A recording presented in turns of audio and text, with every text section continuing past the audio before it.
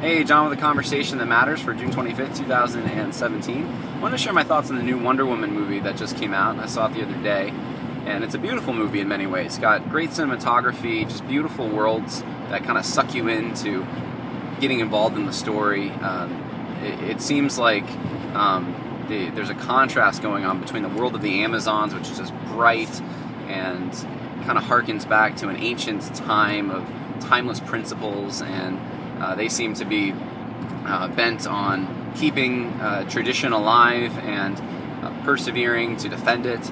And then you have the world of modern Europe during the time of World War I, and it's just dreary. It looks like a rainstorm always happened or is about to happen. It's kind of a more grayish, black and white. I mean, you don't have the vibrant colors. And it seems to suggest that this is where modernity, where the machines that we've created, where mankind, his evil really, has brought us to. And the costumes, were just great as well. They really did a top notch with that. And so, it sucks you into these worlds. You see this contrast. You long for the kind of world that the Amazons live in. And that's where Wonder Woman comes from, and so obviously she's the heroine of the story, and it's kind of a perk, I think. So what are the cons to this, or what are the things that are settled that kind of infiltrate people's thinking without them even realizing it? In other words, what are the worldview implications that I think a lot of people kind of miss? And the reason I say a lot of people miss it is I actually talked to more than a couple friends about this, Christian friends, and just got their take on the movie. And the majority of them didn't mention a thing about the aspects I'm going to draw out in a minute. There was no conversation really about the free will versus determinism issue that's brought up, or whether man is innately evil, or whether man has a spark of good in him. There was really no discussion even about some of the things that I thought would have been a little more overt. Now, we've been desensitized, and I realize this, but I believe it was PG-13. I saw a lot of children and stuff going to see this movie, and honestly, I mean, there is a scene. There's actually a couple scenes. There's one where Chris Pine kind of disparages marriage, which not a plus thing. And then there is a scene where Chris Pine is basically naked, and they use kind of a shrewd way of filming him to put shadows or dark areas over his private regions. And it's interesting to me that I think if it was a woman, I would have heard about it from friends of mine. They would have said, oh, hey, there's this one scene. But because it's a man, it's not considered as much of a big deal. And I know we're desensitized, so that plays into it as well. But it's just an interesting, perhaps cultural implication there. I do think that men do oftentimes get more of a free pass when it comes to nudity in movies. We just don't think about it in the sexual terms we do for women. And of course, in ancient Greek and Roman times, that wasn't really the case. You look at a lot of the statues, and they are very focused on male sexuality, whereas today it seems like it's female sexuality that's more focused on. And Wonder Woman, actually, surprisingly, wasn't that much of a sexual character. I mean, there is a scene in which her and Chris Pine have what's suggested to be an encounter, but it doesn't really show it. But she, her outfit isn't really as immodest as I would have thought it would be. So Chris Pine seems to be the more eye candy piece in this movie with the sex appeal. So I think it is worth noting, especially for teenage girls who are going to see it. I'm not saying necessarily not to see it for that reason alone, but it is something I think to definitely take into consideration. It took me a little by surprise when I saw it. But onto the worldview things. It seems like every superhero movie that's coming out lately, Batman vs. Superman was like this. The Avengers movies seem to have this theme in them. I know a bunch of them have had this in the last couple of years, but the theme seems to, Captain America had this. The theme seems to be mankind is evil and needs to be destroyed, and that's what the villain says. The villain is always saying, man is so bad. Look at what man does to himself and to others. He needs to be destroyed. There is no mercy in this because man himself at the root, base nature, is evil. And usually there's a moment within the story where the hero, or heroine in this case, gets sucked into that thinking for a moment and thinks, well, maybe the villain has a point. Maybe man is evil. Maybe man does need to be destroyed. And then they realize something, and that realization causes them to defeat the villain and realize the villain's wrong.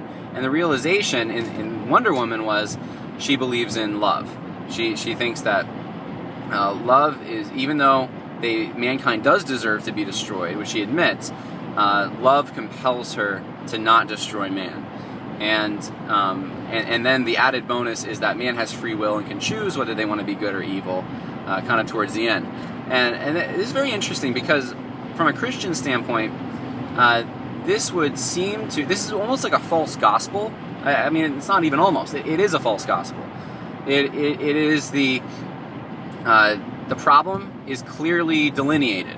Man is evil. Man needs to be destroyed. And that is a true problem from a Christian point of view. In fact, every religion has some kind of penance involved to kind of pay for man's sins in some way. Some sacrifice is required. Of course, in Christianity, I think it's the only religion where someone else, where Jesus pays the fine and takes the wrath upon himself that mankind deserves. But every religion has some aspect of man deserves wrath, man needs to do something, or somehow this wrath needs to be appealed, needs to be appeased. And this is no different. Their worldview is being communicated. But the salvation is that man is going to basically save himself through his free will. Because man has this capacity to choose good, man is somehow able to choose good. And out of love, Wonder Woman is going to defend man because they have this capacity.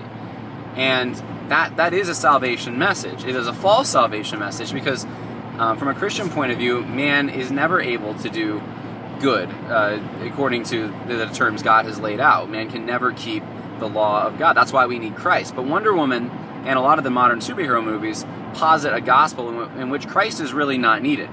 And in a sense, the superhero does become a bit of a messianic figure. They do save man in a way, but the reason they save man is because man is innately good. Man really doesn't, at the core, even though she says that they deserve judgment, really at the core, they really don't. They really shouldn't get judged because, you know what, there is some spark of good in them somewhere. And I think this is an interesting thing that so many of the modern superhero movies are drawing on this theme. And it is very religious, if you think about it. And so, even the parallel story in Wonder Woman, where in the mythology of the Greek gods, where you have Ares being the son of Zeus, and Zeus sending his son, but then Ares being the bad guy. I mean, there's so many parallel things that you could say closely resemble the Christian message, but they're off in certain ways. And I think that the main way it's off is obviously the anthropology. Man is not innately a good creature. Man does evil, and man does deserve to be judged. And that's why, in a sense, the villains are actually the good guys, in a way, because the villains actually see the problem and have the right solution for it. The heroes are grasping at straws, trying to come up with a reason the villains are wrong, and their straws are flimsy. Man has free will, so with his free will, he still chooses to do wrong. So how is that, such a rallying cry? Anyway, wanted to share that thought with you on Wonder Woman and modern superhero movies in general, because I think it's good that we be aware of these things when we're watching them, especially so we can talk to, perhaps, if you're a Christian, talk to your non-Christian co-workers about these things. Ask them good, deep questions that come from these movies. These movies bring up great things that are good to talk about. Is man innately bad, or is man perfectible? Does man have some kind of a capacity within himself to perfect himself? These are good questions, and perhaps they can bring up conversations that you wouldn't normally have. But we gotta look past the CGI and the action and all the things that we usually focus on. We gotta look to the underlying worldview that's being communicated to us. So that's my conversation that matters for today. I hope you enjoyed it. Until next time, have a good day.